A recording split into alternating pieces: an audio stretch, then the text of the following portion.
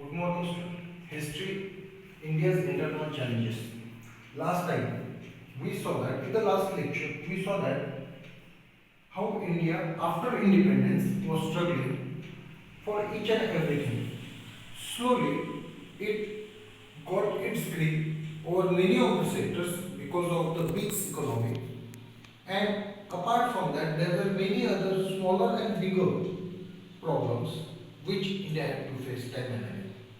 But as we spoke about the three wars with Pakistan, one Kargil war, then China, these border disputes also resulted in the degradation of economy of India. At the same time, India was also suffering from internal challenges. There are many internal challenges till today. The best in the words of terrorism, we all know. We also know Naxalism, Naxalites, that is also part of Maharashtra, and corruption. Also the patriotism, not in favor of India. These are some of the challenges India is facing large. But when India became independent and the first government came to power under the leadership of Pandit Jawaharlal Nehru, it was a great task because Britishers, while leaving India, apart from India, had given the right to decide whether they want to be a part of India, whether they want to be an independent state, or whether they want to join Pakistan. At the same time, Pakistan was at both the fronts, that is Western Pakistan and Eastern Pakistan, today Bangladesh. And because of this, many of the rulers, or we can say the princely states rulers, had their view that they can be an independent nation, just like that of India or Pakistan. And because of this, they were not ready to be a part of India. Second, apart from this, India is a land where linguistic diversity is very vast. Cultural diversity is also. Religion may be. Throughout India we find Hinduism, Buddhism, Jainism, now even Islam, Sikhism. But in the beginning, when we try to understand the making of the nation, we have to understand that certain challenges, that is the interior challenges faced by India, were not the same as it is today. One, at the political front, the political parties did not want to be a part of India. Instead, the aim or the motive was to create an independent state and be an independent nation. But as time moved on, slowly India started taking grip as a nation.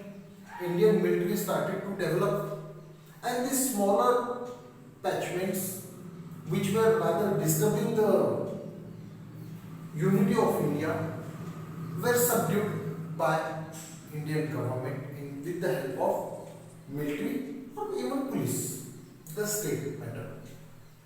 And slowly, these political parties, which first aimed to be apart from India, now changed their view and they started joining the national political party. National politics. After having an experience of national politics, that is after 1990s or 1980s afterwards, slowly a change started taking. And this change now brings them in national network. Keep it in mind. From 1950 onwards, that is the first election of India, 1951-52. After 1950s to near about 1975, Congress was one single largest party having its dominance all over India.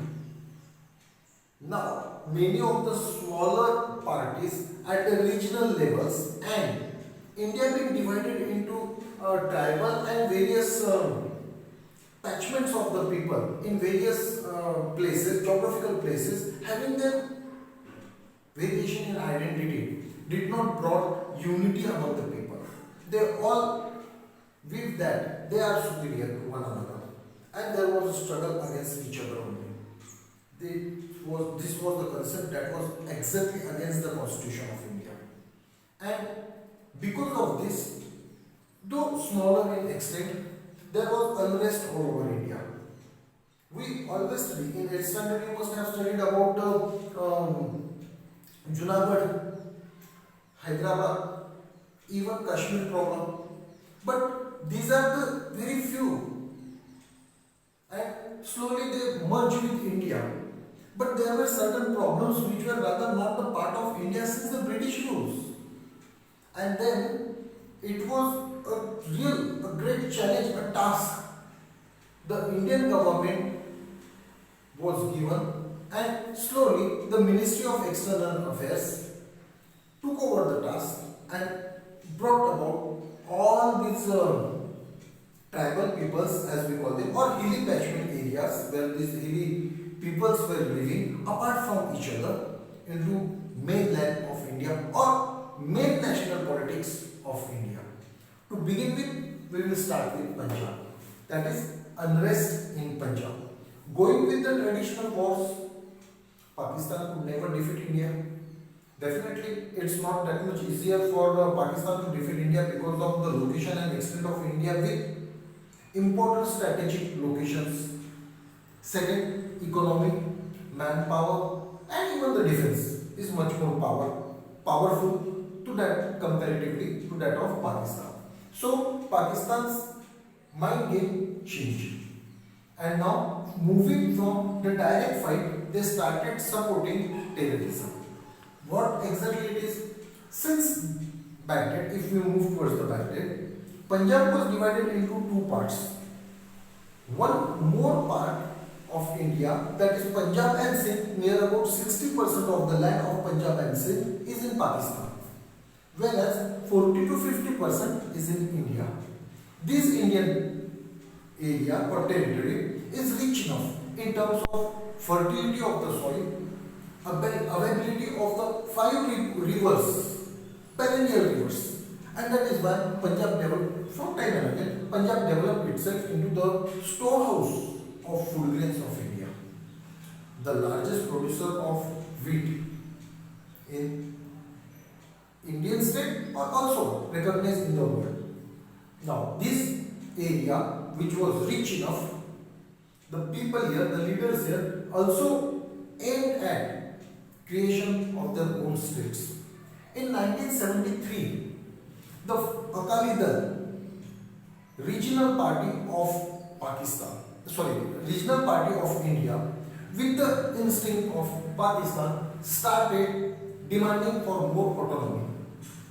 And from here, the unrest started to take place. There were many demands, and the resolution that was passed by Akali Dal in 1973, also known as Anandpur Sahib Resolution. Anandpur Sahib Resolution played a major role in Indian politics. They demanded one, Chandigarh as the capital of Punjab. Even today, Chandigarh is the capital of Punjab as well as one other state of India. That means Chandigarh is neither part of Punjab nor Haryana. And second, Chandigarh is a union territory. So there was a demand on terms of Punjab that with the more autonomy, Amritsar should be also a holy city, means should get the status of holy city, and with this status definitely it will groom. So all these three, one, Chandigarh as the capital, more autonomy to the Punjab means many of the Punjabi speaking areas which are under the span of some other states should be merged with Punjab. So it will be a greater Punjab. Near about throughout India, time and again, this demand all over India is going by all linguistic state or people. So Punjabi speaking areas should be a part of Punjab was one. Second, more percentage or more people, youth of Punjabi speaking should be given entrance into the military. And after that, also there should be a chance for the Punjabis or Punjabi speaking people to get more support from the central government.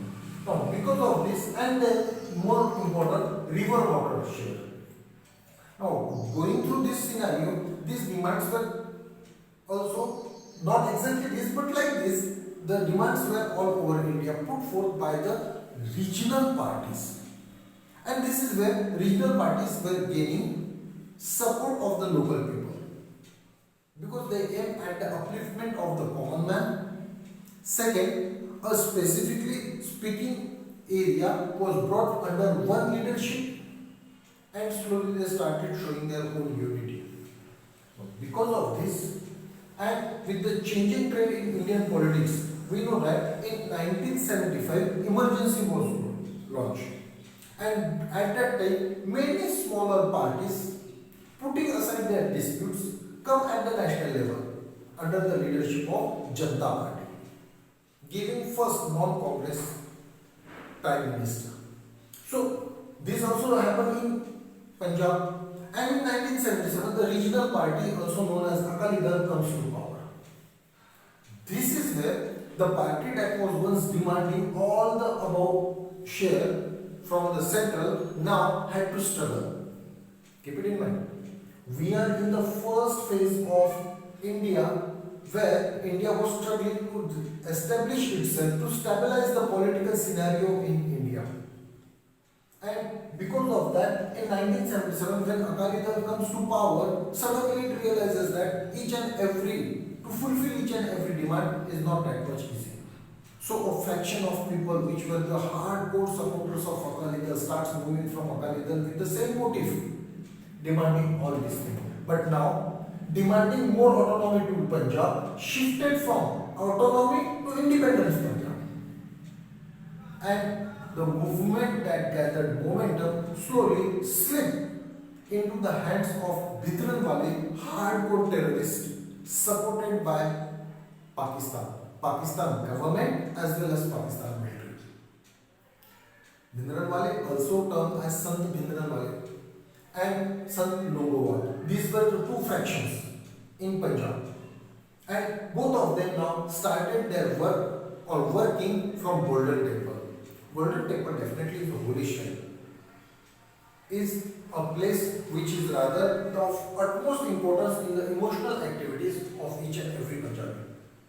From here, when it all started working and Bhindranwale's each and every action was against India, it was very hard for the Indian government to control it. So, Indira Gandhi, the then Prime Minister, takes a hard stand, and Operation Blue Star was planned with the help of Indian military. Indian military in 1984 attacked the Golden Temple, and in this fight, Bhindranwale along with his more supporters were killed. Huge arms and ammunition was exploded. Also, this explosion brought about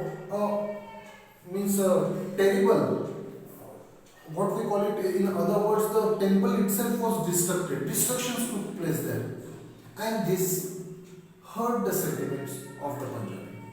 Slowly, the youth in all over Punjab started fighting against or coming forward with aggressively against Indian state and wanted or support for Khalistan got more great. Amritsar or the Golden Temple was not now in the hands of the terrorists.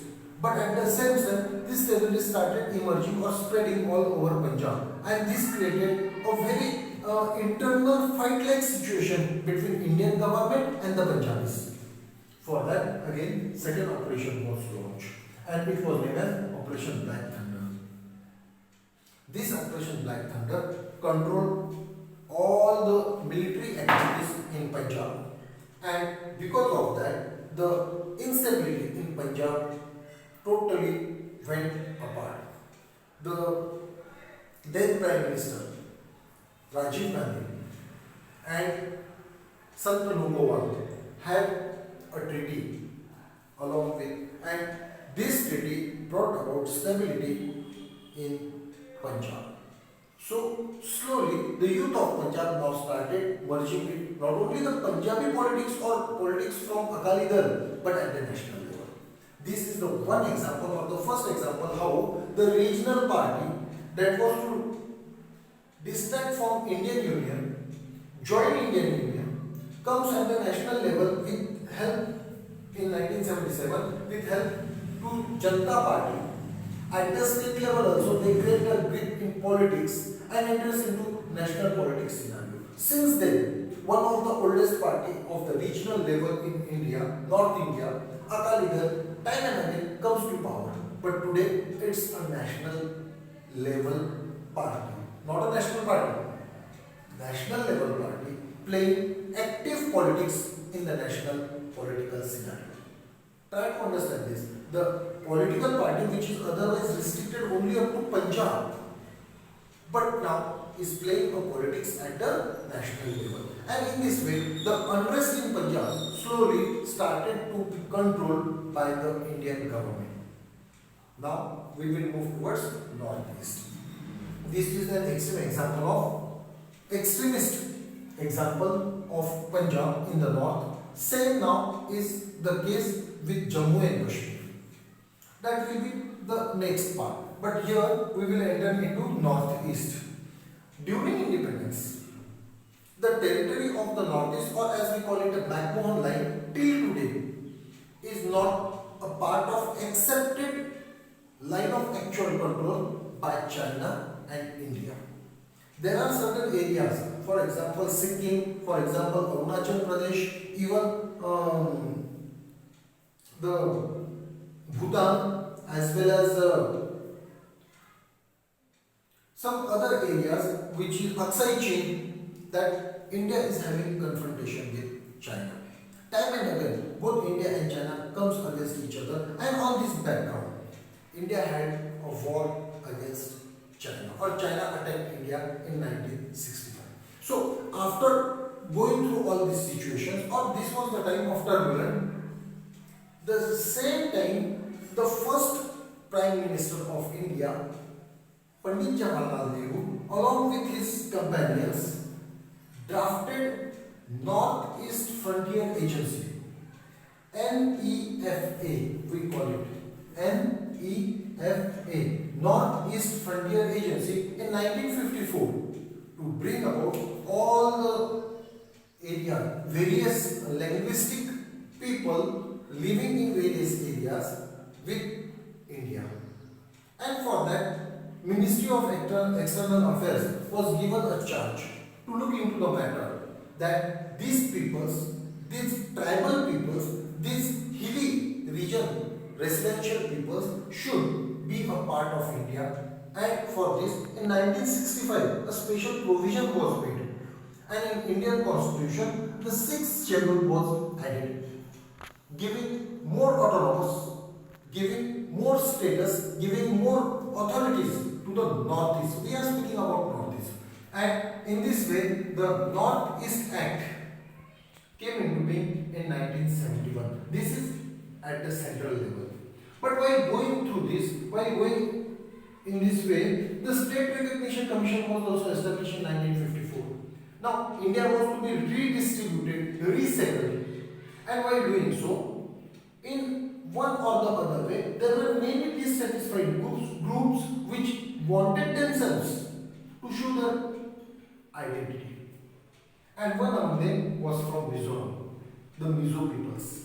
Now, these areas, these are the peoples who reside in the eastern Himalayas, particularly in the Lusai Hills. We call it Lusai Hills.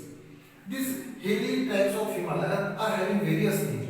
Khasi Hills, Lusai Hills, and Naga Parvat, as we call it. And in the Lusai Hills, Mizo province demanded more autonomy.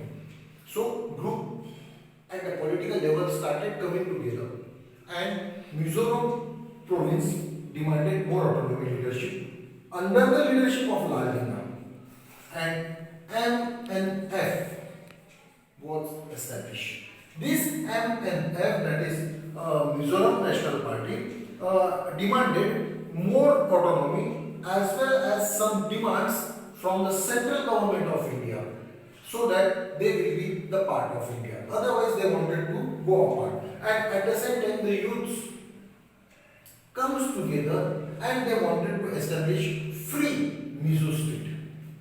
This is something which was also against the China. China, even today, till today, claims these areas as South China. The Bhutan and adjacent parts are the parts of China. This is what the maps of Chinese government tells us. But at the same time, these people slowly came in contact with the External Affairs Ministry of India, and because of the give and take process or because of the meetings that were held time and again, they slowly accepted Indian autonomy. And under the leadership of the government of India, they started playing a major role with Indian Union. Now, Indian Union means the states of India. Keep it in mind when we are studying this or when we study about Mizoram, Mizoram was not a state. This is the area recognized as Mizo people, and so Mizoram. And after that, in 1954, with the recognition of the commission, state commission, these people also expected some more. As struggle we studied about in Punjab, this area, that is the Mizo-Lusai Hills, these peoples also demanded, and they demanded the area from Tripura, Mizoram, Nagaland, then Lusai Hills, all these areas coming together to make one independent Mizoram. Now, because of this, the struggle started to take a strong grip and it converted into violent struggle. But as time moved on, many attempts were made to satisfy the needs of the Mizoram. Slowly, this area started having talks with the center, and in this name, we can find some examples. When the situation calmed down, particularly there was a rebellion against Indian government, and as Mizo National Front was announced, that is MNF was announced, after that, not exactly terrorists, but fire broke out, and people started demanding not only autonomy, but now they wanted their own independent state in the name of Mizoram. Slowly, Indian government had words with them, and instead of independent Mizoram, now this area, or in the leadership of Lal Denga, a pact was signed with the then Prime Minister Rajiv Gandhi and Lal Denga accepted the chief ministership of Mizoram. He became the first chief minister of Mizoram. But at the same time, Mizoram became the full-fledged first northeast state of India. If we try to understand all these things, we can come to know that not all, but step by step, slowly, many of the areas which were otherwise to distant from Indian Union was a real pressure on the Indian government to bring them into Indian context. One at the same time, external as well as internal challenges faced by India, that is the war against Pakistan, against China. At the same time, many things, as India was dependent on other nations. India was not a nation as it is today. The economic problem that was totally at the down level. All these things slowly converted India, giving much more experience at the state level, at the national level, and at the international level. India come out of all these things step by step. Definitely, there were times which were of up and downs. There was a time when the whole world's imagination was that Punjab will be out of India. Also saying, China also expected that Mizoram will never become the part of India. But because of Indian constitution and people showing faith in Indian constitution, these areas slowly merged with India and they accepted the Indian Union membership. Today, Mizoram is the northeast state which is developing and playing a major role with Indian politics. We will see some other states including Assam and Arunachal Pradesh in the next part.